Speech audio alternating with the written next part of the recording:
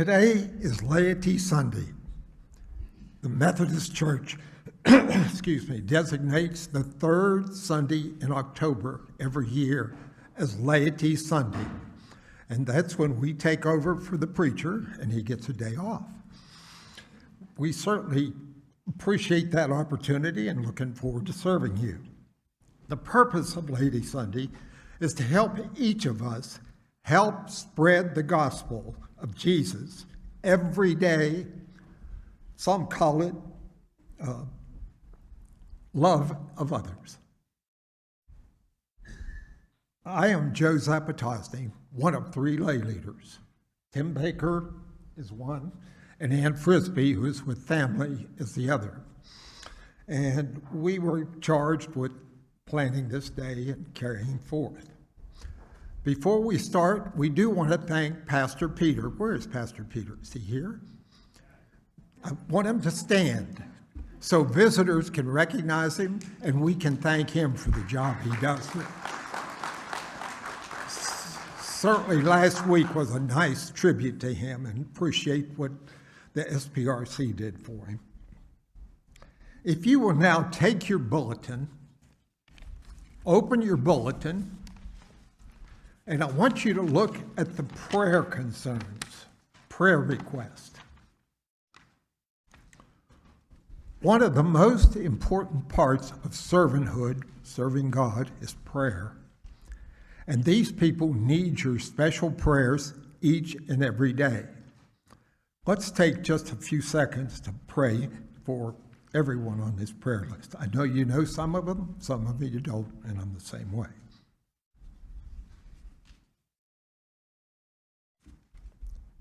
I hope you'll do this every day.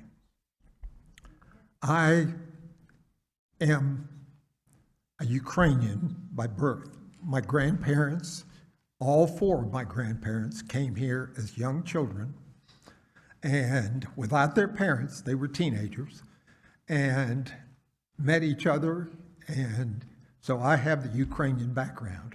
They left many brothers and sisters behind, and I am sure I have many unknown relatives in the Ukraine. So I want you to pray for them. I want you to pray for the people in Russia. I want you to pray for the people in Israel, Gaza Strip, Afghanistan, and other areas. We need God's love to be spread everywhere. We also thank you for your putting up with us today. I want to thank, first of all, our musicians, Lee and Marcy, for playing the piano. They're not listed in the bulletin anywhere, and appreciate them being here, and certainly appreciate the folks behind me who are going to be doing your service. We do ask your blessing on all of us as we do the service, and thank you for being here. So I'm Tim Baker, one of the three lay leaders. I thank you for the opportunity to serve as your lay leader with Joe and Ann for the last 3 years, and Ann some years before that as well. So I'm not any of the names you see in the bulletin. Our speakers were asked to share with you some personal stuff about their faith journeys, but I thought I would share with you the questions we asked them so you would see the themes. So the first question we asked them was, what first brought you to Fishersville United Methodist Church? Was it family, an invitation, etc.? And the second question, how have you experienced servanthood while at FUMC? How was that servanthood important to putting your faith into action as a lay person? So without further ado, our first speaker, April Harper. Good morning, I'm April. I have grown up at the church, in the church. When I was a baby, my nanny and pop, Carol and Glenn Meek, brought me to the church, and since then, my mom and sister have continued to come, and we have become members of the church and have been here for the last 21 years. A way that I experienced servanthood at FUMC, I've kind of been able to dip my toes in the water over the years. Growing up in the youth group, I was able to serve at like the worm shelter, and we packed shoe boxes, and we did outreach in the community, and help with VBS and things like that. But now that looks a little bit different for me. I help a lot with children's ministry in the Sunday school and with kids worship and kids club and things like that. and a little bit with youth ministry as well. We just went to Daytona, and I help with a little bit of the events, as we do.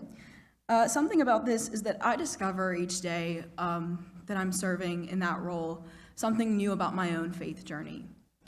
The kids will ask questions, and I'll be like, whoa, where did that come from, and why didn't I think of that? So Wendy and I will like deep dive into like, oh, this is what this is. Sometimes we'll explore the Bible, like just things like that. And I think that it's really important as part of servanthood, you're not only pouring into others, but also getting something out of it yourself. Another part of service that I experience here is really near and dear to my heart. It's the Mexico mission team. Last summer, I was asked, hey, April, do you want to go to Mexico? And I was like, yeah, I do, I want to go. But I was really nervous. I was super nervous. And I took that leap of faith. And it was like the best experience. I can't even put it into words what touched my heart there. And speaking of Mexico, we're actually going again this December. And on November 4th, there will be a yard sale and a bake sale. The yard sale, we ask that if you want to come shop for some baked goods. The bake sale will be a fundraiser for the Mexico mission team, and we're asking for donated baked goods to sell to raise funds for this year's trip. Servanthood keeps me in touch with my role as a disciple. I'm able to give back to this community and, again, further my own faith journey. Through service, however that looks, it could be different for everybody. It's difficult to discern your call, but everybody has different strengths. And I find mine a lot with connecting with people, children's and youth ministry. And through the acts of service we do, through servanthood, we were able to build a foundation. We were able to connect with others and build that foundation. As we continue through acts of service, that foundation is built upon it. And you build your house, your little house, a community. When people go through trials, you're able to lean on that community. And I know that that's been something for me, like I have, an issue here, like I'm able to oh, I've connected with you. Let's lean into that. Each time we engage in service, this is something that we can continue to build upon and pull from.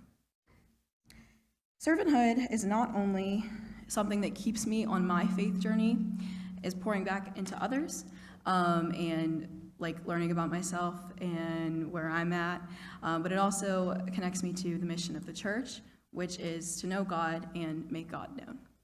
Thank you.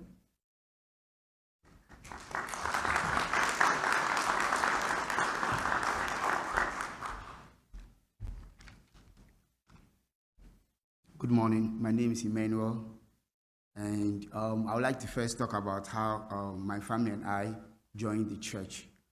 Basically, I was driving by, saw this beautiful building and walked through, and I was greeted with a very nice smile and friendly greeting, so we decided to come in and fellowship with them.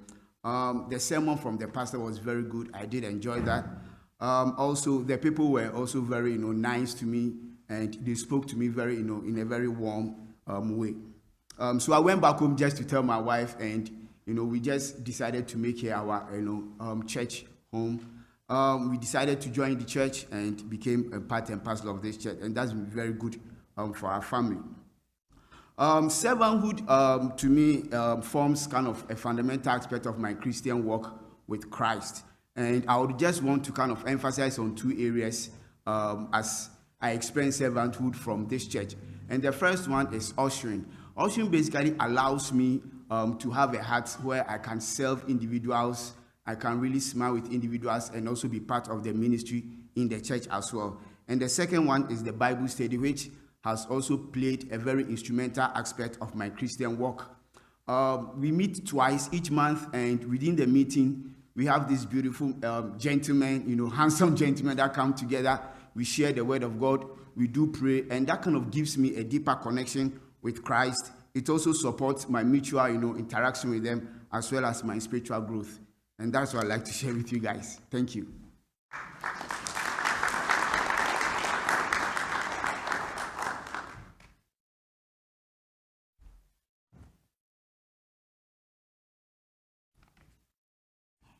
And I'm Anna Zapatosny.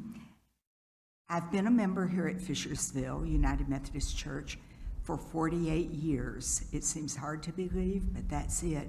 And Joe and I really have attended here close to 50 years.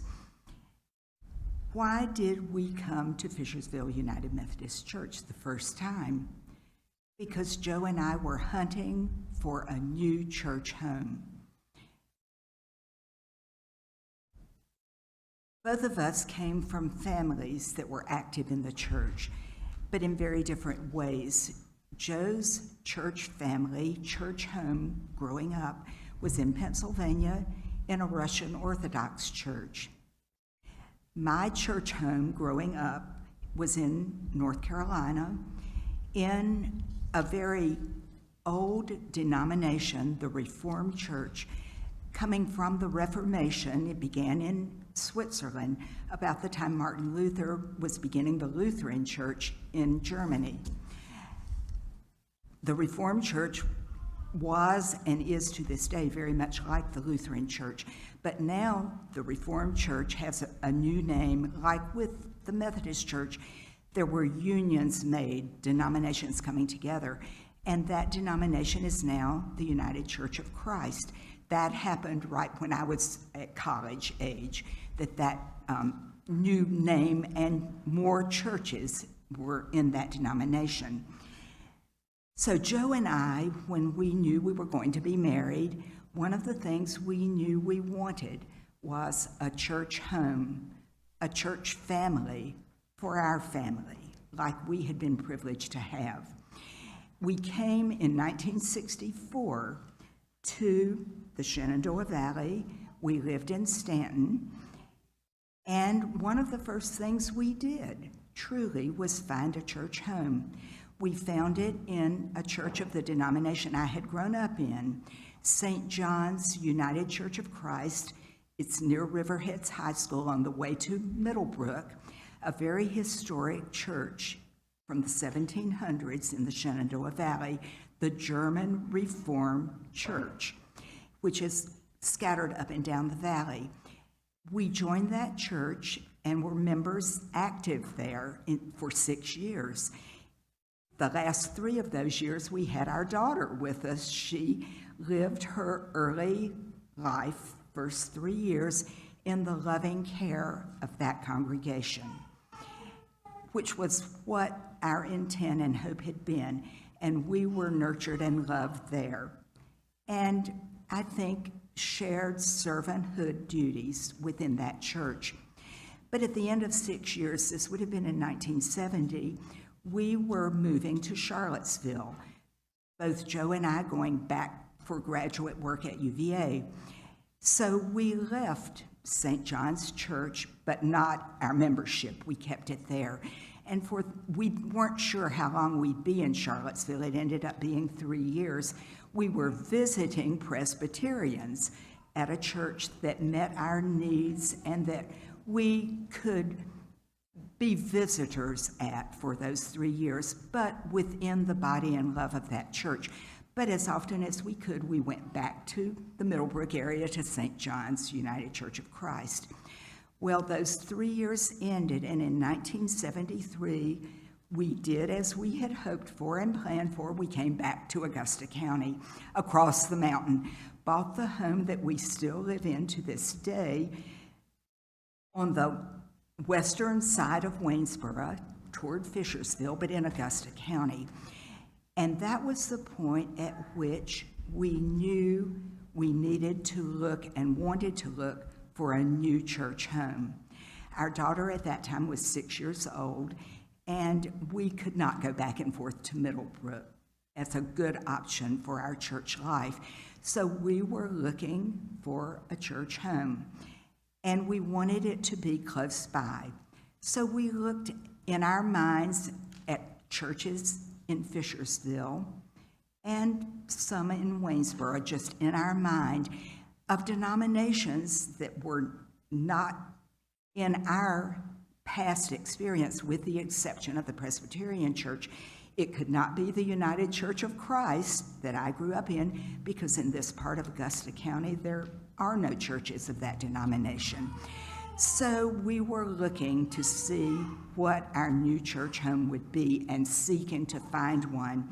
And it just so happened that Fishersville Methodist was the first church we visited.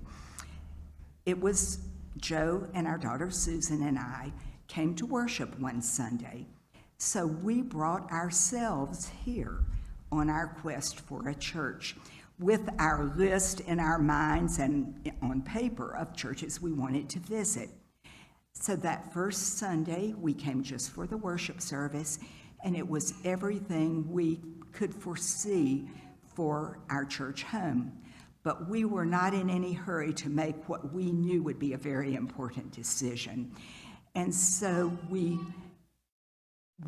felt so welcome. The service was meaningful to us, what we wanted. We could tell from the bulletin that this was an active church of servanthood. It was then, it still is now. And it was a mainstream denomination. Both of us came from church backgrounds where our family home church was connected to a greater group of churches. That was true with the Russian Orthodox Church. It was true with the United Church of Christ. And we wanted that denominational connection. For us, that was and still is important. So, and Fishersville Methodist Church met all those criteria, but we went home from church saying, this is definitely still on our list, but we're going to be visiting other churches. That afternoon, we got a phone call. It basically came to me from Kathy Humphreys, who is still a faithful member of our church.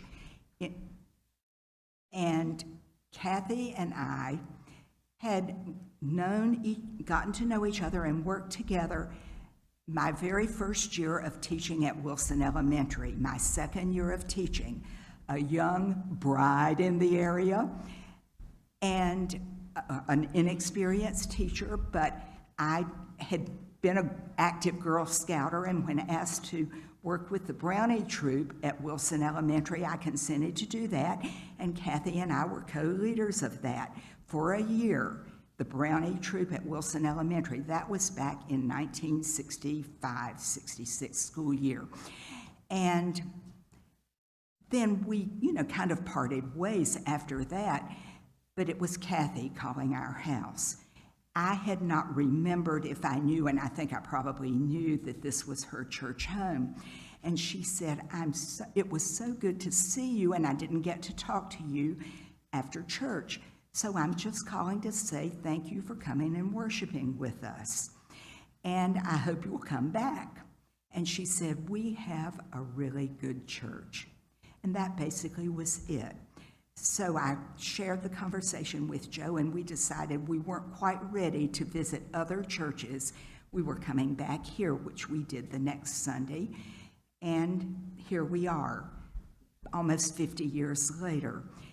We waited about 2 years before we officially joined the church. By that time, our daughter was 8, and we had our first son. It was a baby then. But through those early years when we were still not members, my goodness, were we served by the people of this church. Servanthood. I will mention our son first. He was an infant, and as early as we could bring him to church, he was so lovingly cared for downstairs in the infant nursery Sunday school class by Inez Roadcap and Georgia Snyder. 2 years later, when our second son was born, they went in the care of Georgia and Inez. Servanthood to us, to our precious little boys. And our daughter moved through a succession of Sunday school classes happily and loved the children's choir. And thank you, Shirley McRae. She still has a favorite hymn that she would tell anyone you taught her in the choir. Servanthood to our family. And Joe and I joined the CBF Sunday school class for that period of time. And some of Our dearest friends today, I'm looking at right now from the CBS Sunday School class, and they ministered to us so much. We joined the church and we knew it was time for us to start serving.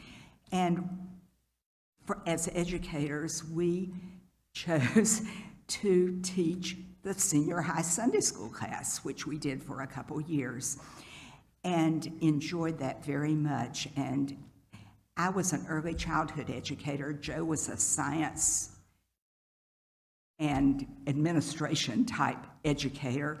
We were a little out of our comfort level with the senior highs, but that didn't last for long, thank goodness. They served us and we served them. Then something happened that really grounded my life in this church, and that was when our church was needing to develop several new adult Sunday school classes, one of which was the young adult class, young married couples. And I was asked to co-teach that with another person, which we did for several years. And then, but in early months of that class, the class had the name the Friends in Faith class. On the back of your bulletin, I'm assuming this week, it's listed with the other two adult Sunday school classes. That has been the major part of my servanthood here through several decades. And the population of the Friends in Faith class has changed as the years have gone by, but we still have some of the very early members in our class membership and many other people. And it has been the grounding of me within this church, and one of the focal points of my life, I'm so happy to say. It began with Kathy Humphreys being a servant in this church, making that phone call, and it's progressed through the years. I'm talking longer because 50 years is a long time, and I did want to share a couple other servant times for me personally. The Friends in Faith class will still be one of the most important parts of my life.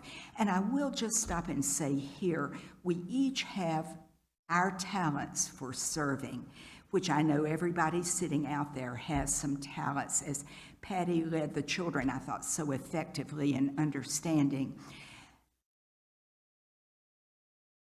I want to say, if you adults and young people want to really experience a church family, a church home, get involved with a small group, whether it's a Bible study group, a Sunday school class, whatever. Perhaps it's a time that new groups can form, because this is the heart of brothers and sisters in Christ in a church. And that's what we have appreciated all these many years here. With that being said, 3 particular things, other points of servanthood in my 48 years as a member here. And again, each one suited talents that I had. Although several times with one of them in particular, I had to say, "Dear God, help me," and I will mention an amazing way God did. But the first I want to mention was the beginning of Noah's Ark preschool, as it was called at the beginning. Early childhood education was my professional skill, and I was happy and blessed to serve on the planning committee for organizing Noah's Ark preschool. And having the mouth that I have, I was the spokesperson to the congregation as those plans developed, and we had to have approval for it. And that was such a blessing and has blessed our church and community for many years.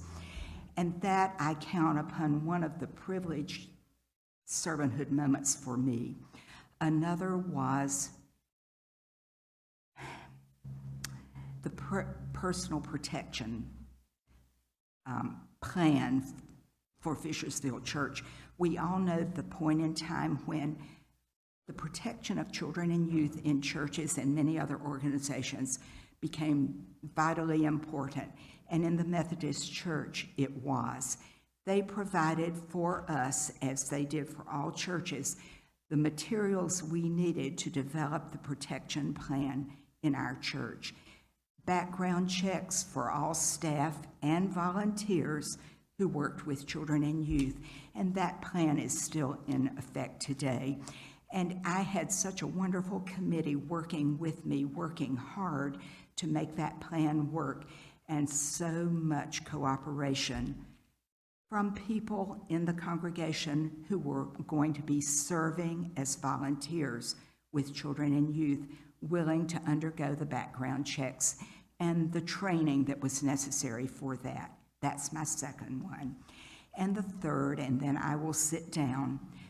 Probably many of you have no idea that in the 1990s, Fishersville United Methodist Church was strongly connected with Christians in Russia. And this is a personal part of a family being in a church family. When our daughter was in college, she decided to major in Russian language because of Joe's background and all that we learned through the years about our heritage from Russia and Ukraine. So after that, she got a job with what is now a State Department agency. Then it was an independent government agency, having to do with, and boy, I didn't write the name down, but it left my mind, but they were charged with having exhibits, educational exhibits, throughout the Soviet Union. And she was going to spend several years over there, being in one locality for a few months, moving on to another with a group of Americans. It was helping bridge the gap between the Soviet Union and America. And our pastor at that time, J. Luther, said to her, "Susan, while you're in the Soviet Union, see if you can find a church there that would want to be a sister church with our church." It took some looking, but God was working. And in the city of Vladivostok in far eastern Russia, at that time it was a closed city because it was the headquarters of the eastern part of the Russian Navy. But there was a young man who came, a Russian young man, Navy person, to be a part of their group for the exhibit. And he got to know our daughter, and she realized that he was an active member of the Vladivostok Baptist Church. And they talked about this. She visited their church. She and many from their group of Americans visited that church. And it was decided that that would happen. We began by sending Russian language children's Bibles to the church. That was partly raised with offering at Vacation Bible School, where everyone was a servant in making that happen. Then someone had an idea here that at Christmas time we fix Christmas cards by families here in the church and include our family photo from the current, at that time, church directory, pictorial directory, never expecting that we would get letters back. That church, the people chose a family that they wanted to write back to, and the letters started pouring in, not coming to the church, but coming to the family members, because their addresses were with it. It was amazing. And that opened up individual family connections that went on for many years in some cases, with one woman in our church, a widow female dentist in the Vladivostok Baptist Church chose Dainty Jared to write back to. They kept a friendship going back and forth basically till the end of Dainty's life, which was many years later. But all of a sudden, here's where I called on God. I couldn't translate letters in Russian, and nobody else could, and my daughter, who could, was there and couldn't. I said, God, help me, and I kid you not, my mind said, call UVA. I did, and asked for the Russian department. And the secretary answered, and I just told her what I was calling about. We need a translator. And she said, I think I know the very person, and I believe she's in the office. And someone, a graduate student, very proficient in the Russian language, answered the phone. She translated those letters through the years, as long as she was at UVA, would take no money from our church, but boy, did she get good food. The ladies of the church, and some of the men, I'm sure too, provided bountiful food for a graduate student at UVA. Amazing. 2 other Russian parts. At that time, the Virginia Conference, the church connection of the Methodist Church, began what they called a Russia initiative within the Virginia Conference, part of which sent people to Russia to strengthen and increase the Methodist Church presence, which had always been in some parts of Russia. But another part of it was to have Russian orphan children and children of Chernobyl to come and spend several weeks, up to a month, in various congregations in Virginia. And our church did that for 2 different summers with groups of children who lived with members of our church while they were here, and we had many activities for them. I was blessed by all of this. One more part. We got a call from Harrisonburg, from the Virginia Council of Churches Immigration Refugee Center. Would our church sponsor a family with refugee status because of religious persecution in the part of Russia where they lived? Would our church sponsor them? And after much thought, we said yes. It turned out to be, and we knew it was going to be, a family with 10 children, ages 3 to high school, the Zotoffs. Our church furnished a house for them with all the furnishings and family household duties. Everybody was serving. And moving in day was amazing when they arrived and then when they moved into the house. Servanthood. I'm so thankful for the opportunities I've been given in my long time here at Fishersville to grow myself, to serve, and to look back and think, we had some amazing happenings. We still do at Fishersville. We have so many things are somewhat different, but how many new things we have. Immediately, we could name so many ways in which we serve. We are servants. My favorite Bible verse from the Old Testament is from Micah. And as I condense what I've told you and the many other parts of what this church has meant to me these many years and the opportunities for serving that it's given, I think of what Micah wrote and know that this church has enabled me to make strides along what Micah told us that God expects. The prophet Micah said, "What does the Lord require of you but to do justice, to love kindness, and to walk humbly with your God?"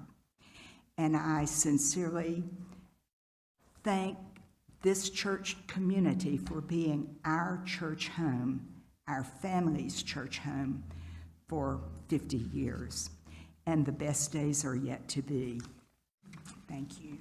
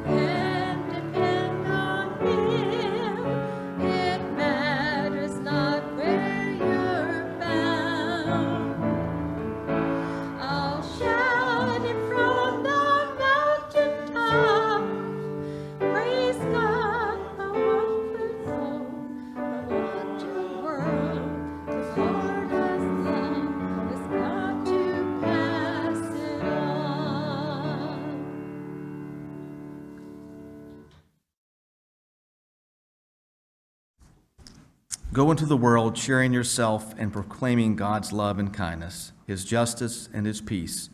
Share it in word and deed that bring life and hope to our community. May the Father, Son, and Holy Spirit be with you today and every day. Now go in peace. Amen. Hi, I am Peter Choi.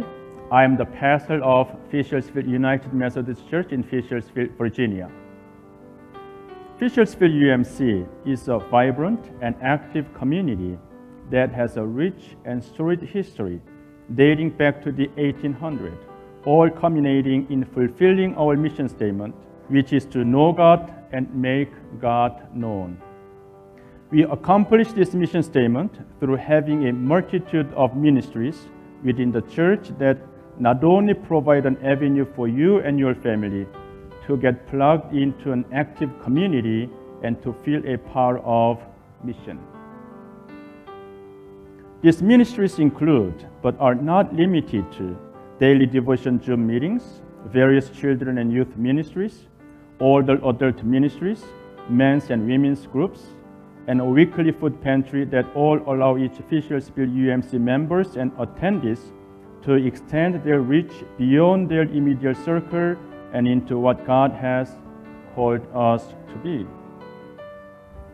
In addition to activities and small groups throughout the week, we have many opportunities to experience our God deeply on Sunday mornings as we host 2 services that come from the same heart of God's good news, but in 2 different packages. We have our 8:30 a.m. traditional service, and then we have our 11 a.m. blended service that is offered online as a live stream on our website, Facebook, and YouTube channel. If you're living in locally, please come and join one of our services where we will keep you inspired and encouraged, no matter your age, socioeconomic background, or history with churches in the past. There is a spot here for you at Fishersville UMC to not only get plugged in and feel involved in your community, but also a place for you to feel at home, loved, accepted for who you are while learning more about what God has created you to be. No matter where you are, thank you for checking us out today.